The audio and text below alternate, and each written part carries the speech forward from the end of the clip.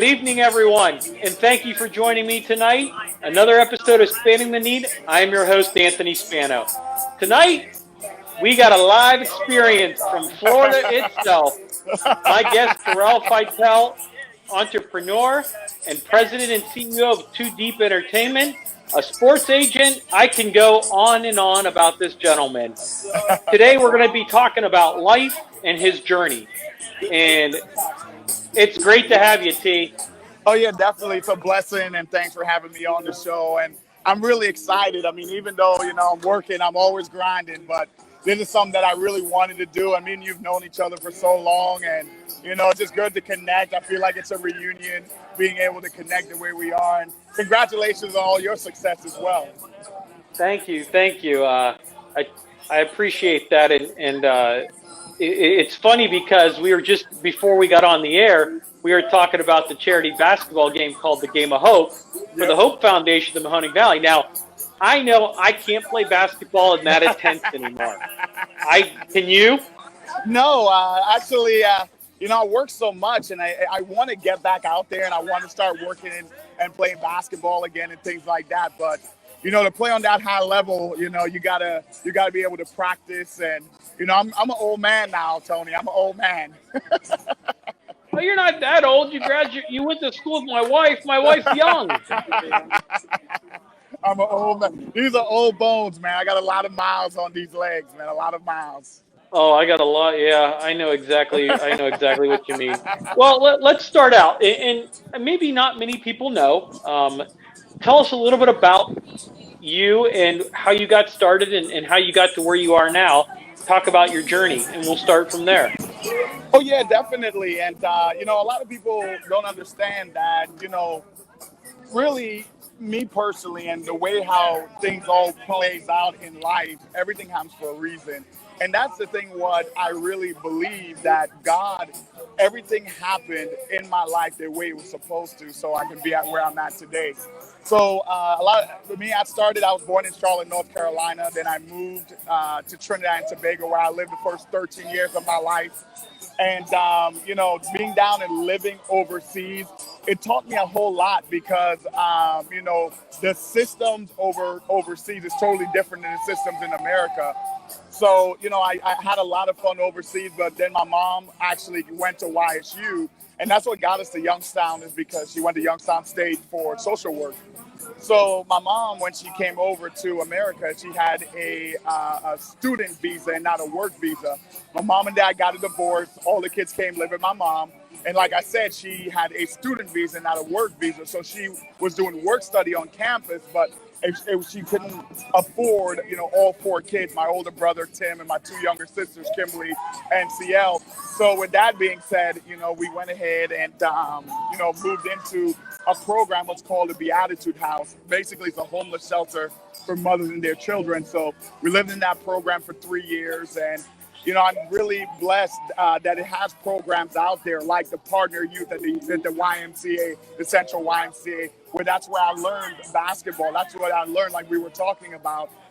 At 13, I was sweeping floors, doing the different things, reffing games, things like that at the YMCA. And, and really, I always came up where I was never the smartest, I was never the brightest.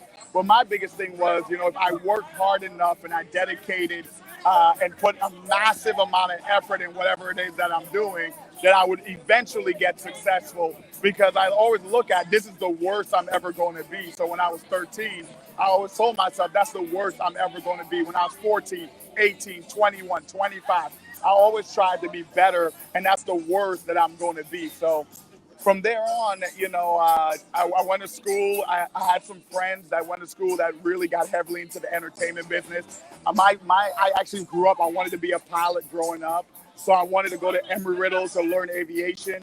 But that didn't really work out because I didn't have any money to pay for school. So I needed a scholarship to go to school. But the thing is, aviation school didn't have athletic scholarships. So that's how I ended up, going to school and playing basketball, things of that nature. And then I went into the workforce. I went to school for business and accounting. And I went to work at a bank, a National City Bank, which is now PNC. Then from National City, when it got sold to PNC, I was young. They had no seniority, so I went to work at American International Group, worked there for a while, and then from there, one of my friends got into the music business, and the rest is history. Where it was fun, and I loved entertainment. I loved it. It's something that I've always wanted to do. But the thing was that I wanted to go into business side of things. So I'm not a singer, but I know how to recognize good talent. I know I have a good ear for good talent. So that's something that I knew that I could do. So I just went into business side, and I started Too Deep Entertainment August 22nd of 2013, and it's crazy that I've been in business over 7 years now. And then from there, it was spin-offs because I needed a place to house my company. So then that's when Too Deep Estates was birthed, and then JI, which is God and I. So pretty much everything that I do surrounds God. God really changed my life, and I really believe that everything happened in my life where when my mom and dad got divorced, that's what helped me, to have a good marriage. I mean, I'm married now for 2 years, and I love it. And, I worked hard. I came from very humble beginning, at a homeless shelter with my mom. And, I said, I'm never going to be there again. I'm never going to go back. And that's really my drive. So, and that's what's really helped me, because I'm able to communicate with people from every level. So I really think that helped me in my business world now, is that, I talk to people that's on boards of banks, boards of corporations, and things like that. But then I'm able to talk to someone at the Salvation Army, someone who's down on their luck, the same way that I would talk to a CEO, because it's crazy, because it's almost like I've been in both places, and it really opened up my eyes. So my goal is always to empower and inspire. And that's really why I love, talking to you right now, is that, and that's what I loved about the Game of Hope, what you're doing, in the community. You're trying to empower, you're trying to inspire. And that's why, this was really, I took this interview and this time very seriously. And I appreciate your time, because this is what it's about. We need to tell people that, hey, there is still hope. You can do it. I understand, because I've had some really dark nights. I've had some gloomy nights. And that's why I call it Too Deep, where it's God in you, where you're never by yourself. God's always with you. And I think you kind of hit it, that inspire the uninspired. Amen. That kind of always used to be a little bit of a back for me. Just inspire the uninspired. So that's where you get the people to rally behind whatever cause. Absolutely. Or whatever you're trying to do. Absolutely. So, Absolutely. So go ahead and continue. Yeah, so basically, I've always wanted to do real estate. That's something I've always wanted to do. It's always been in the back of my mind for retirement. So what retiring already? Come on. No, I'm not retiring. I said for retirement. So I'm not retiring now. So, but the thing is, I'm planning now for retirement. I wish I had that Spano money so I could retire right now. Oh, yeah. Unfortunately, right. I can't. Yeah. Spano money. Tell me where it is. I'll go find it. I think that when you talk about Too Deep, you started it 8 or 9 years ago, or 7 or 8 years ago, and then you kind of got into the entertainment business. The entertainment is a very tough industry. Very. So tell us how you kind of broke the barriers and really got it going. Yeah, absolutely. It's a good question. So with me, I feel like you have to be good with people, and you got to be good with numbers. That's really what it is that entertainment is a people's business. So if you're able to connect with people and meet people where they are, and that's really what it's about, is because at the end of the day, entertainment is a gathering of people.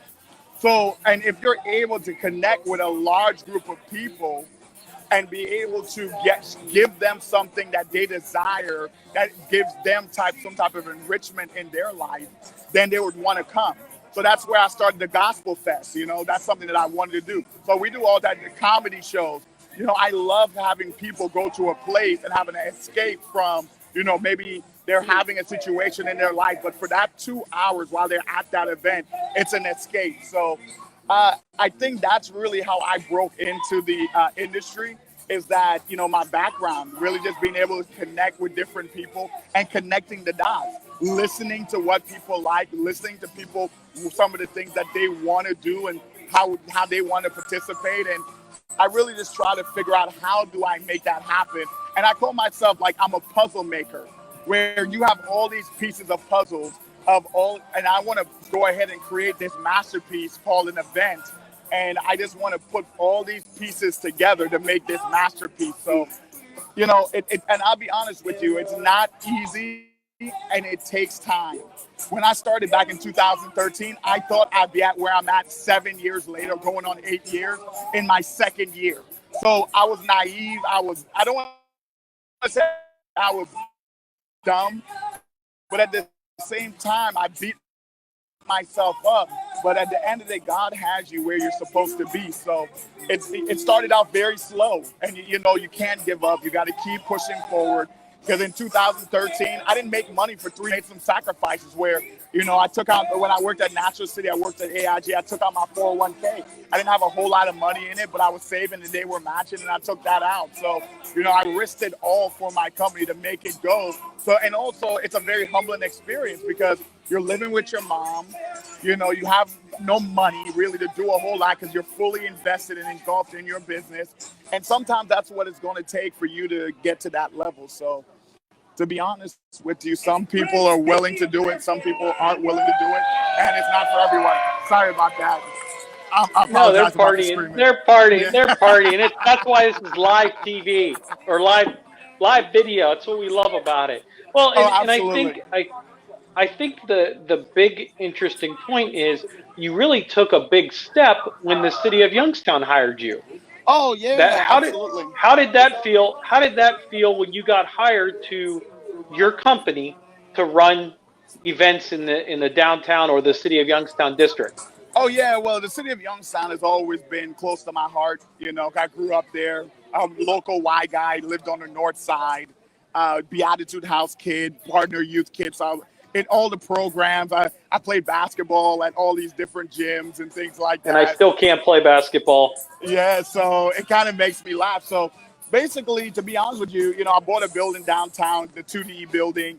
And, I wanted to show that reinvestment into the city and reinvest in where you believe in and things like that. And, to be honest with you, it was a dream come true. It's something that I've always wanted to do, and I wanted to bring people together. And if you've seen some of the events that we were able to do from the, the Christmas parade, we had 2 of the largest Christmas parades back to back. Downtown was hopping, before coronavirus and things like that. And of course, it wasn't 100% me. It's from the good people of the city of Youngstown. And people just wanted to go out and working with those different partnerships, whether it was, the Italian Fest or the Slavic Fest, the 4th of July, fireworks. And we try to, accumulate a calendar that all those events so people knew what was going on so they can participate in what's going on. So it was a lot of fun, man. I had a great time. And I really believe that everything has a season. And it was a great season for me to do that. And, it's one of those things where sometimes seasons change, just like, fall goes to winter, winter goes into the spring and things like that. So it was a good season of my life and I had a lot of fun. And, now we're moving on and doing some other things as well that we're working on right now, actually. So, yeah, and I know that you're evolved from the contract from the city of Youngstown was not a good publicity stunt. It really was, or a publicity. He say, she say. You know how it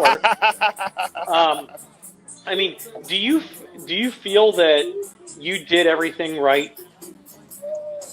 Oh, well, the thing is that at the end of the day, you have a law. The city of Youngstown and a lot of major cities and corporations have a law department.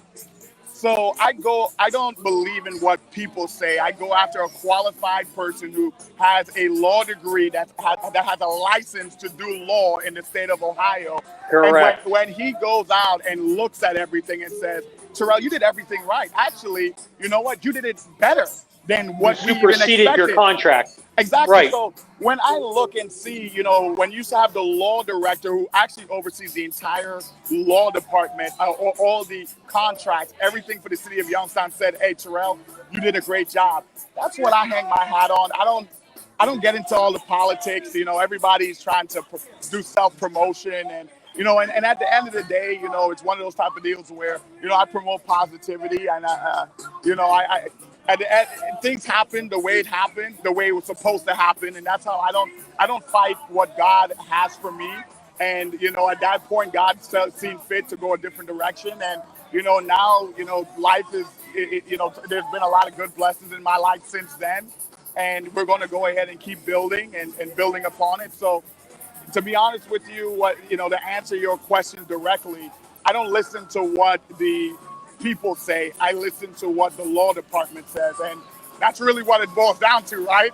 Exactly. And well, for the record, they said that you did everything right. So you did, yeah. But I think politics, no matter what way you look at it, is not good. You need the factual information, you need the right information to make educated decisions. Oh, absolutely. I mean, the thing is, at the end of the day, anyone can say anything, and that's the thing what I hate about Google. Just because I could say something negative about someone, and if I did it in an actual publication, you don't have to fact check that. If you Google that person's name, what I said comes up. But the thing is, I could diagnose someone saying they have cancer, but am I qualified to say that person has cancer? And that's what happens. A lot of people aren't qualified to say things, but they say whatever they want. So, whatever. Yeah, it is what it is. People, I mean, that's just how, look at politics, look at all the offices that are running from all the way from the local campaigns to the presidents. How much of that stuff is real and how much of it is fake? Absolutely. Absolutely. And I think everyone knows what you did right at the end of the day. So I think the big thing is that, so we kind of move on. We go to the next store of your life. Yeah. And I think, now correct me if I'm wrong, after that you actually became former NFL player Michael Vick's agent. Yes, correct. Talk a little bit about that and how that came about. Oh, yeah. So we worked together and it was fun. And, really and truly, it was a blast. Really it was God. We met at a Christian event and, God laid it on each other's hearts to work with each other. And God said, hey, you know what? It's time to work together and it's time for us to work and build something. So we worked together and we built it and we had a lot of fun. And really and truly, we was on a tear for about a year, until coronavirus happened. And, and that's the biggest thing. Coronavirus killed everything. The entertainment business, the construction business, you name it, everyone had effects from the coronavirus. So, it's just the reality of it. Look, and it's crazy because here I am, who was doing all the events for the city of Youngstown, and it's the actual job that I am no longer at is vacated, and it still hasn't been filled because of coronavirus. So it's kind of funny where there haven't been any events since, basically. So, it's one of those type of deals where, at the end of the day, everything happens for a reason. Because think about it, if I was still there, I wouldn't even be doing anything and I wouldn't even bring any value to the city anyway. So You'd be in Youngstown, not in Florida or somewhere beachy. So at the end of the day, everything happened the way it was supposed to. And that's why I never fight what God has. What God has for me is for me. So, you have all these different things what's going on in your life. And, it's like I said, it's always you have a season. And then, it's what next? God, what are you setting me up for? God, what's the next step? God, what are you showing me? And I truly believe that's how my life has been. Well, and let's talk about that. You kind of get this motion with Michael Vick. You're now almost a year in. Now all of a sudden the pandemic hits. Yeah. So what have you kind of been doing during the pandemic? Either business, life. What has the turn of events from the pandemic really changed what you do now, or how you're managing your businesses? Well, the thing is that, to be honest with you, other than people dying and people getting sick, the pandemic has taught me a lot. And when I say that, is that it opened up my mind to think in different ways than it has before. Because at the end of the day, our minds think about things when it's forced to, right? So if we've been doing one thing for a long period of time, normally we don't go deviate from that because this is what our mind thinks of. And our mind Black is and white. trained, exactly, our mind is trained to stay away from danger, right? So the thing is that, I wish. well, the body doesn't want to hurt itself. So basically, to be honest with you, what I pretty much started a whole new career in real estate. I mean, that's something that I've always wanted to do, like I shared with you, prior to, now in our conversation is, I went out and I started doing real estate, and I really started focusing on building that real estate portfolio and building that for the future, for retirement, right? So, 10, 15, 20 years from now, when I look at retiring, I want a Or good 5. As You your know what? wife would probably want, 5 years. Yeah, hey, let me put it like this. From your mouth to God's ears, bro. I pray to God that that I'm able to do it in 5. But the thing is, to be honest with you, I don't really put. I try my best to set goals, and these are 3 of my goals that I've set for myself now, because God has showed me, and He has opened up so many doors that I've accomplished a lot of my goals. So the first goal is that, you know what, I want to do 1 million or more, right? Million or more. And then the second goal is that I want to save 1 million or more, and all this is in 1 year. And the third goal is I want to give away over 1 million or more. So all in 1 year, Got a foundation.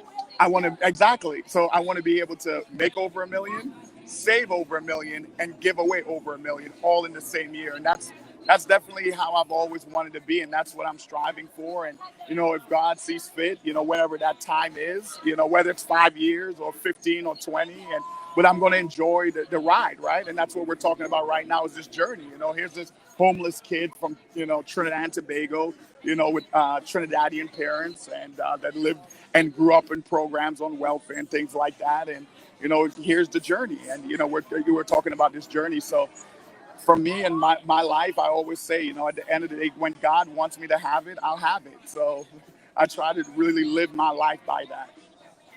Well, and I think let me follow up with that is when you've been doing insurance, or I'm sorry, real estate. Yeah. Has the pandemic hurt you or helped you in this goal of yours for real estate?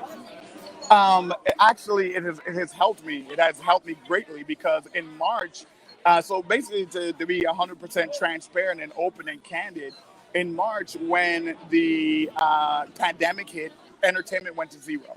When they said you Correct. couldn't Oh, put, everything got canceled. yeah, so when you say you couldn't put more than 10 people in a room, I knew I was in trouble. So the thing is, the bills fee keeps coming in, the bills keeps coming, but at the end of the day, is that the money stopped, but the bills keeps coming. So you have to figure out what you're going to do. So that's when I pivoted. I said, okay, Terrill, I'm not going to sit here and hope and pray that, this pandemic goes away 3 months, 6 months. Look, here we are. March would be a year, and it's still here. So just think about it, sat around and just waited. So I said, you know what, Terrill, if I'm going to go down, I want to go down swinging. So I said, well, what is something that I've always wanted to do? And it's been real estate. So I said, you know what? I'm going to devote all my time into doing that and starting a whole new career. So we went out and, we started building that portfolio of, commercial and residential real estate. And here we are now, 6 months later, 7 months later. We started in March, and now here we are 7 months later. And we have a really good portfolio of real estate. And now here's entertainment starting to trickle back in. And, it's just going to make us stronger for the future. So to be on, I seen where it was going, and I seen the trend of entertainment, and I said to myself, you have to do something different. And I pivoted, and here we are. Well, and you look like you're doing well at it, and you're having fun wherever you are. Well, I truly Well, believe that you got to have fun, because I had fun cleaning toilets. I had fun raking leaves, cutting grass, washing cars. I've always done all of those jobs, and that's the thing. People think that I've been a CEO and I've, done all this crazy things and, all this stuff. But in reality, I'm the guy that was sweeping floors at the Y. That's who I was. A lot of the people know me as that. And, that's why I come from a place of humility. I try to lead by example, and I believe you have to have an attitude of gratitude. So, I'm never going to be, some big, I'm always going to have time to talk to whoever. I'm always going to have time, because I want to reach back and pull up.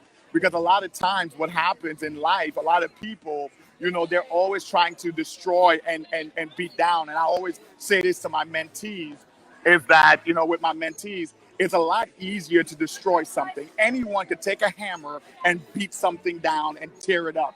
But not a lot of us could actually create, architect, and actually build something up. So everyone could knock something down and destroy something, but very few can actually build something. So I always say, which one you want to be. Do you want to be with the masses, or you want to be with the very few? So, and that's how I want to live my life. I want to build people up, and I want to promote people. I want to inspire people. I want to empower people. And I want to figure out ways how they can, become what God wants them to be. So that's something that has been really close to my heart. Oh, and I think so. So we're now at that point with the pandemic, and we're hopefully moving forward out of this pandemic. We don't know. I mean, some people say it'll be the end of the year. Some people say it'll be spring of 2020 or 2021. Yep. And then some people will say it'll be done on November 4th. Right, exactly. So we talk about that. Is what are some of the lessons you've learned? You talked a little bit about that you've learned a lot of stuff during pandemic. What are some of the lessons that you've learned during this pandemic? Yeah, I'm coming. Yeah, so the thing is, a lot of the times, a lot of the things that I've personally learned during the pandemic is that you have to be ready for anything. Because at the end of the day, I always say, be ready for war in the time of peace. So if you have to be ready for war in the time of peace, me personally, how old was I? 23 at the time, 24 at the time. When I said that from AIG, what happened is that I didn't have any seniority. So when all this stuff happened, back in 2008, a ton of people lost their jobs. The financial crisis. Remember, I went to school for business and accounting, finance. So I was at a bank that no longer exists because of this. Then I went to AIG. Then I got laid off because of that. So all those things taught me that, Terrill, you have to be ready for anything. So that taught me, and that's when I was able to say, Terrill, you have to go out and be able to build something to go the distance. You have to have a foundation to go the distance. So, really and truly, me personally, I have, and I'm not saying this to brag, because there's a lot of hard people in hardships. But at the end of the day, I was prepared for something like this. So my life did not change because of the pandemic. So I was still able to live my life. I have not taken any deferments whatsoever. I paid every bill. So every bill, doesn't matter personal or business, has been paid perfect. It's because at the end of the day, I knew that everything's not perfect. My life hasn't been perfect. Business is not perfect. So I knew that eventually something was going to happen. I just didn't know it was going to be a global pandemic that would take my business to zero. I did not know that. But go ahead. No. But I would also say this is that it opened up and gave me time to create something I wanted to do, which is real estate. So now I was able to pivot and get into something and build something, because at the end of the day, if entertainment was here, I would have no time to do real estate. My real estate holding company wouldn't have anything because I wouldn't have the time. So really and truly, other than people dying and getting sick, I was able to have the time to actually focus on building that real estate. Also, I had time to spend time with my wife. I work a ton. I travel a ton. So, for us to sit down and have breakfast, lunch, and dinner for weeks, that has never happened since I've met her. And we've been married for 2 years. We've been together 10 years. She probably wants to say, when are you leaving? So I can have the house to myself. You know how that works. It's like, exactly. Yeah. And that's some good thing. Well, let me ask you this: is we talk about how humbled you were. We know there are a lot of businesses hurting right now. Either they're going to close, they're on the brink of closing. What advice can you give entrepreneurs out there that may help them during this pandemic, or any advice at all? Mm-hmm. Okay, that's fine. Yeah, so my biggest thing is, and my advice, to be honest with you, is hang in there. Better days are to come. Yeah, work with it. Try to figure out a way to try to make it work, and try to figure out ways to sustain. And that's something that I truly believe is important. Is trying to figure out ways to sustain and try to figure out ways to make things better. So I'll be honest, it's going to be difficult. I would say cut all the expenses, and that's what anything that you don't need, cut it. It doesn't, and I know that that's painful and it hurts, but for you to have sustainability for tomorrow, you know what? And this is another thing. A lot of people, there's needs and there's wants, and a lot of people think they need something, but it's really a want. So figure out what you need and then cut all the wants, if that makes sense. It does. It does. And I think that that gives a good point because right now there are people still in food lines, still laid off, still just making ends meet, and we're just going through this pandemic, and there's a variety of stuff going on across the board. Oh, absolutely, absolutely. And another thing that I want to share with people that's hurting, look for your peace and look for ways to better yourself. Sometimes having this time to sit down and reflect would make you a better business person, because I know with me, I with all this time being shut down, I use it to reflect, I use it to read, I use it to pray. So use this time to use it wisely. I understand that things may not be going your way right now, but figure out other ways to try to better yourself. And that's something that I truly believe anyone can, because it doesn't cost anything. It's free. I mean, we're in the information age. You could Google anything. Go. A lot of stuff you can do is free. So, that's what I did with my time. I tried to figure out ways that, I mean, at the end of the day, like I said, I started a whole new career. I mean, I'm not no real estate guru. I'm not no real estate mogul. But at the end of the day, Not yet. but what I'm saying is that I went ahead and dedicated, months of my life of reading, and also know what you don't know. Don't act like you're the best. Don't act like you know it all. Go ahead and ask people for guidance, for mentorship. Pick up their books and tell them that they're serious. And also another thing is, don't I understand that you're hurting right now and things like that. But hey, ask for some coffee and take out maybe one of your mentors and say, what, I'll pick up the tab. It'll be $5. But their time, what they're giving you is going to be, valuable. So that's something that's been real serious. And I'm going into light here so we could see each other a lot better. I'm sorry about that. Oh, I could see if I'm. You don't need to see me. I ain't worried about it. Nah, you, Uh, you look and, you look good. Thanks. And I think that brings up a good point. Is we're kind of at that standstill right now in Yeah. the pandemic and not knowing like we talked about earlier. We don't know how long we're going to be in the pandemic.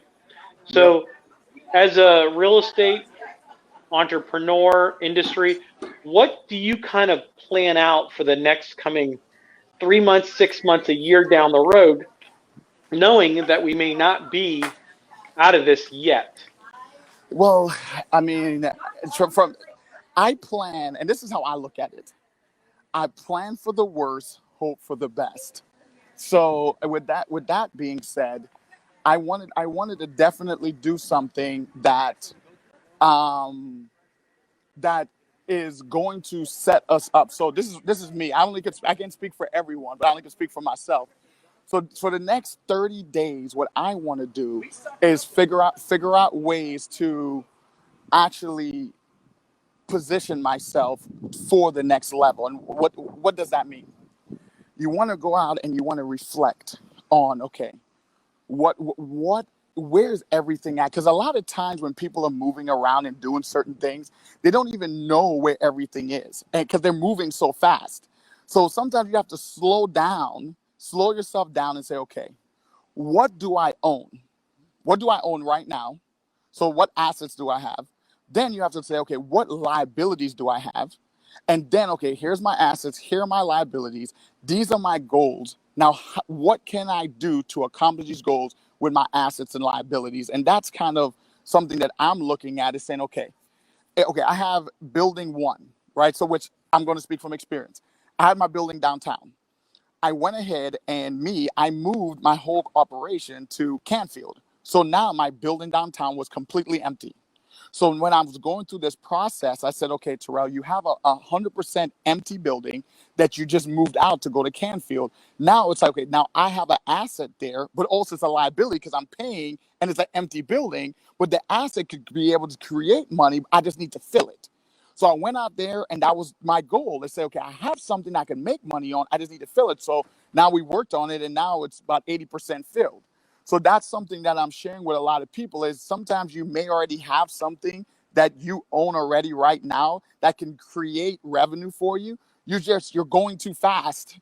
So slow down, look at your assets, look at your liabilities, and figure out, write down your goals. And that's what I'm doing for the next 30 days is saying, okay, this is where we're at. This is where we want to go. And then now over the next 60 days is actually mapping that out, figuring out ways, okay, I want to go ahead and now at the end of the day, my end goal, I want 183 units. That's me. But everyone's goals are different. Some people want 1,000 units. Some people want 1,000,000 units. I only want 183. So with that being said, and also it's an odd number. yeah, it's a mathematical equation. So when I did Oh boy. when I did the mathematics behind it, the minimum amount for what I want to do is 183. I can only imagine 3 plus 9 divided by 55. I just got 183. That works for me. Yep, it was 183. So basically, that's where I'm at. I'm trying to figure out ways. So then there are other pieces of real estate as well that I want to learn.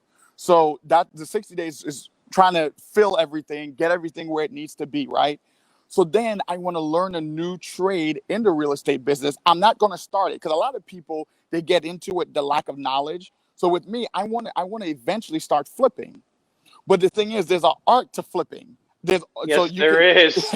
So you could get into flipping and make a lot of money, but you could get into flipping and lose a lot of money because you don't know what you're looking for.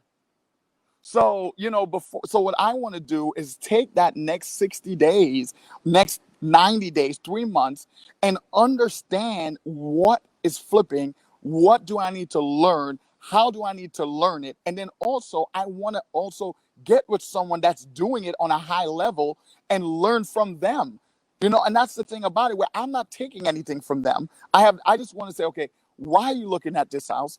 What are the ups? What are the upsides? What are the downsides? Why this one? Why this one here? So those are all questions that I want to ask and develop. So, that's me, but everyone's different. You may say, you know what, man, I have job A right now.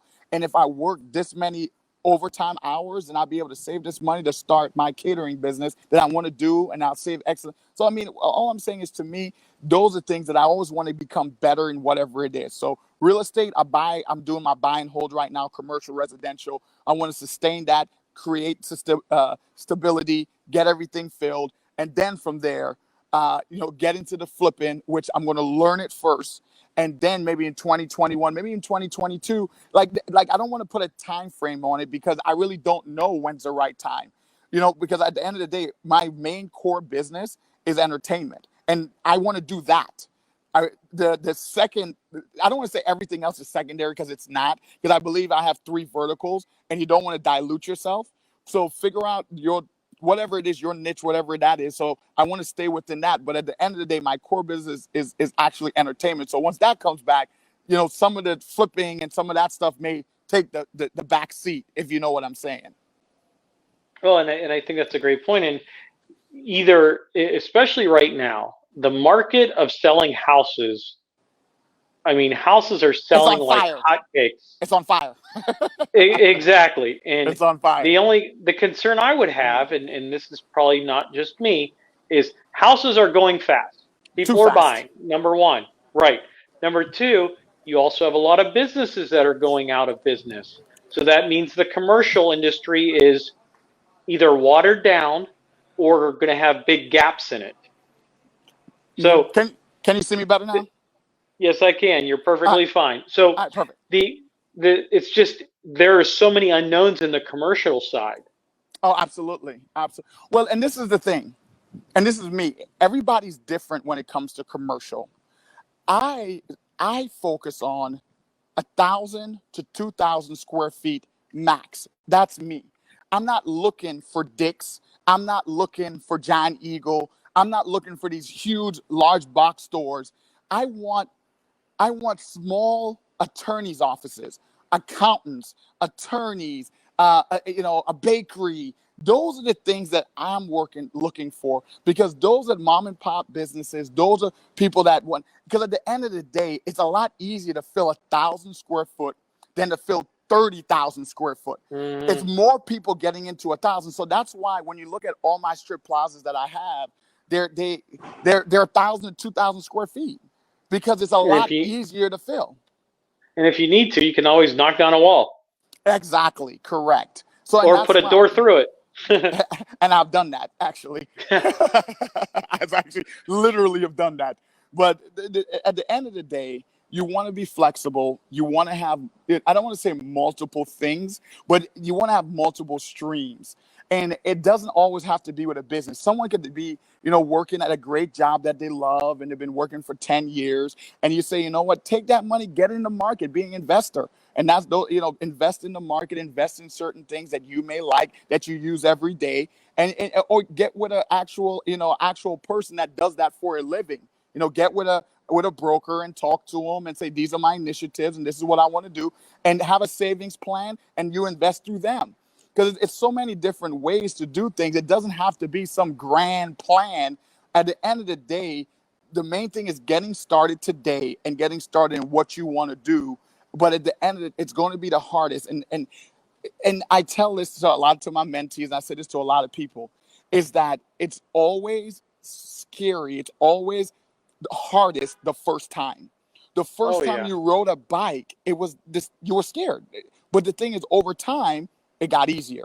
The first time you drove a car, the first time you do anything, the hardest part of anything is your first time. So once you get over that and say, you know what, I'm going to get better. I'm going to suck right now, but I'm going to get better. And once you come to terms with that and understand that, I think your mental battle you'll be able to succeed. Because I think that's what holds a lot of people back, is that they're scared of failure. But with me, I go in knowing that I'm going to suck. So, it's one of those That's one way to look at it. So, and that's some good advice. And I hope people understand that and can take it for what it's worth. Oh yeah, definitely. Because the thing is, how people get hurt is because of their expectations are too high. So if your expectations are not in the clouds, then you normally wouldn't hurt yourself. Yeah, I totally understand. I've learned that the hard way. Well, Terrill, it's always a pleasure. You up for a little Q&A? Yeah, of course. So first question comes from Rick. He goes, "What is your most memorable?" Hold on, I'm trying to read. What's your most memorable experience that you've had so far? Experience. That's a good question. It all depends. I would say probably in general. I mean, I'm just going with what he wrote. Yeah. So, well, I'll give both. So on the personal side, my most memorable is probably getting married to my wife. I mean, that was something that was very memorable on the personal side. That was just a beautiful day. And then she's standing next to you. No, she's not. No, she's not. Okay, I was just saying, because you know how that sometimes we got to do it, but I understand. My most personal is my wife. Yeah, because I mean that was something that was fun, and it was a really good day. As far as the business, probably when I got my first building downtown, when I signed for my first building, was probably my most, because it was something that I thought that I would never happen. I never thought that I would be, an owner of a building. And my first building was downtown Youngstown, my downtown building. And then, with being African American, how many African American landowners do we even have in the downtown area, period? So that's something that was really good to me, is that, hey, it's something I never thought I was able to do. I never thought I was able to accomplish that. And it was something that was very special to me, and I had a lot of fun. And it's something that I'll just always remember for the rest of my life. This are some good answers. This one is from Jackie. If you could do one thing in life, what would it be? One thing. Ooh, that's it. Well, I would say this. I would say the one thing in life, I would say that I would want to be closer to God. I mean, that's something that I feel that we all should want to be better and be closer, and read your Bible more. And I would say that I have a great relationship with him, but it always could be better. So that's something that I say that is very important to me. Okay. Let's see. What do we else? Teresa asks, oh, they want Nellie at Youngstown. That's Well, not a hey, question. That's a after statement. after the pandemic, we could take a look at some things because I have some ideas that I want to do and create and cultivate, and I'm working on some things behind closed doors. So it's possible, but really and truly, we just don't know when. So Well, and I I think, appreciate that. yeah, and I think with the amphitheater, it gives a little bit more diversity in what events can be brought to downtown Youngstown. Oh, absolutely, absolutely. So, but Terrill, stay on. But thank you for coming on. I appreciate it wherever you are right now. But I appreciate you coming on. It's always a pleasure. I know you're busy, and I thank you for taking time out of your schedule.